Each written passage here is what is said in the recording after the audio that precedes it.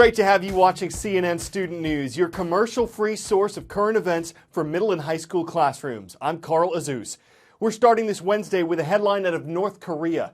Yesterday, the secretive communist country released an American it had held prisoner since May. Jeffrey Foll was accused of leaving a Bible at his hotel in North Korea. The country does have some churches, but they're operated by the government, and it's made independent religious activity illegal because it's seen as a potential threat to that government's authority. Foll arrived in the U.S. territory of Guam yesterday.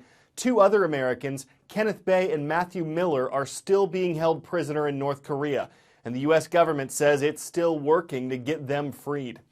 Across the Pacific and halfway across the U.S., Ferguson, Missouri, a town that's been on edge since an incident on August 9th. That's when a white police officer named Darren Wilson shot and killed an unarmed African-American 18-year-old named Michael Brown. Witnesses said there was some sort of scuffle between the two, but that Brown was trying to surrender to the policeman when he was shot. Police said Brown struggled with Officer Wilson and then reached for the policeman's gun before the shooting.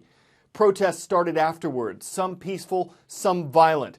And now it's up to a grand jury to determine whether Officer Wilson should be charged with any wrongdoing. This is the new normal in Ferguson. Protests night and day for the past 73 days. Their number one demand, justice. And to them, that means the indictment and arrest of Officer Darren Wilson, who shot and killed unarmed teenager Michael Brown August 9th. Don't shoot! Hands up! Tensions are high again after new details about the investigation were leaked by a federal source to the New York Times, indicating forensic evidence may mean potential civil rights charges are unlikely. U.S. law enforcement sources told CNN Brown's blood was found on the Wilson's gun, inside Wilson's patrol car, and on his uniform. What that does is that tends to support any testimony that there was some kind of scuffle in the police car. And if so, that tends to support Officer Wilson's testimony and his justification for using deadly force.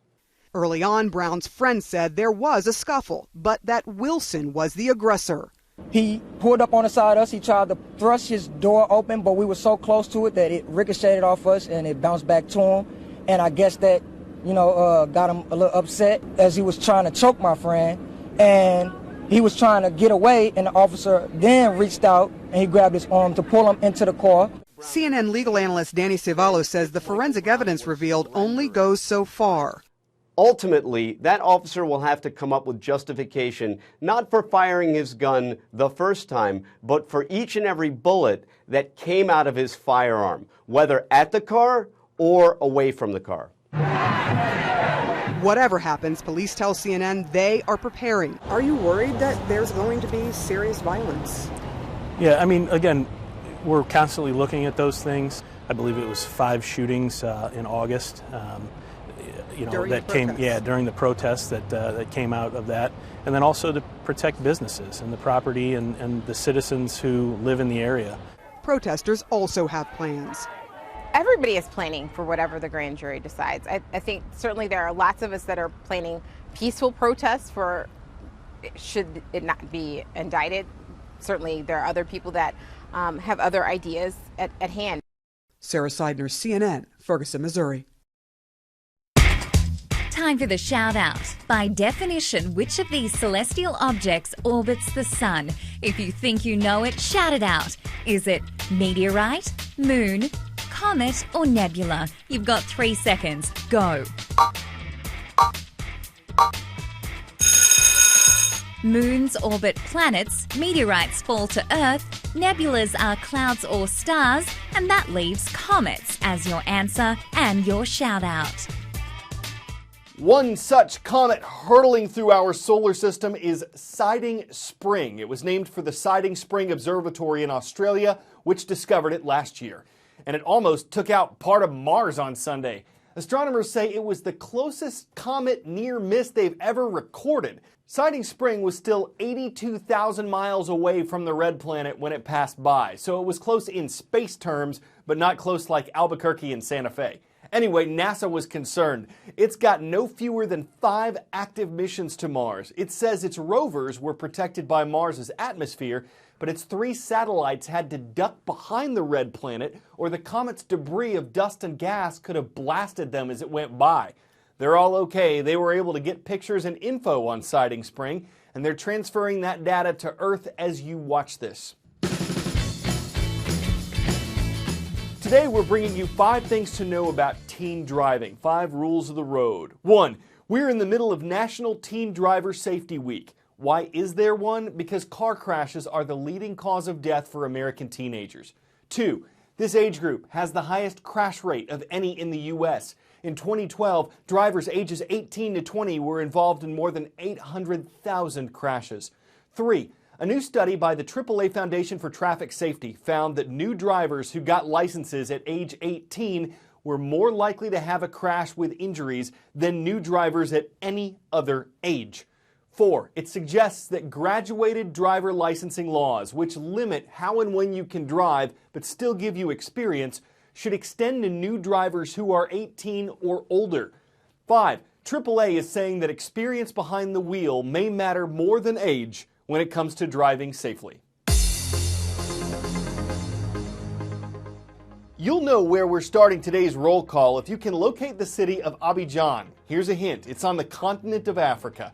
The International Community School of Abidjan is watching today. They are online in Abidjan, Ivory Coast. To the U.S. East Coast, in Wilmington, Delaware, we've got the Highlanders of Thomas McKean High School. And out west in Greeley, Colorado, it's the Bulldogs of University Middle School who are on today's roll.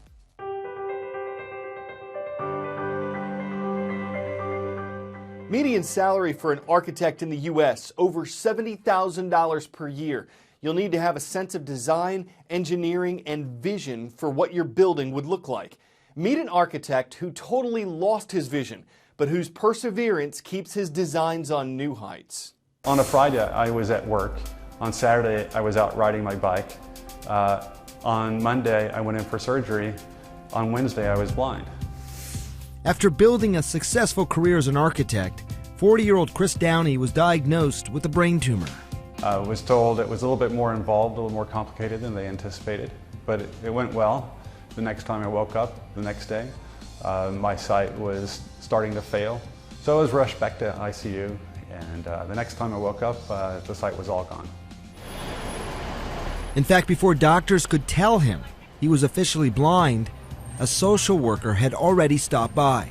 She noticed I was an architect and said, well, we can talk about career alternatives. I was just like shocked. So I immediately started thinking about the work that I do and how much of it was sort of immediately possible. A can-do attitude, coupled with some new tools, including and wax sticks. Especially as you work with it, they get warm, it's wax, so it gets kind of tacky, and it's to the paper. Has helped Downey become one of the world's few blind architects with a special sense for designing for the disabled.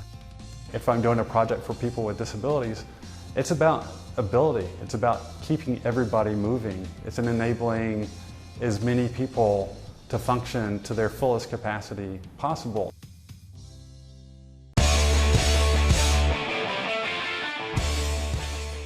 Kind of an odd idea to mix giving a weather forecast with helping a dog get adopted, but it made for great TV. Sit. No, Ripple's not sitting. No, Ripple's not sitting. He's not concerned about the weather either. The forecast, chewy with a chance of unruly. It doesn't let up. The animal, described as energetic, got a lot more coverage and some adoption interest despite ruining his leash and the weather forecast.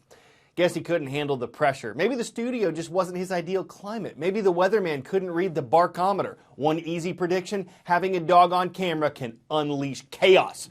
Hope you'll join us again for Thursday's edition of CNN Student News.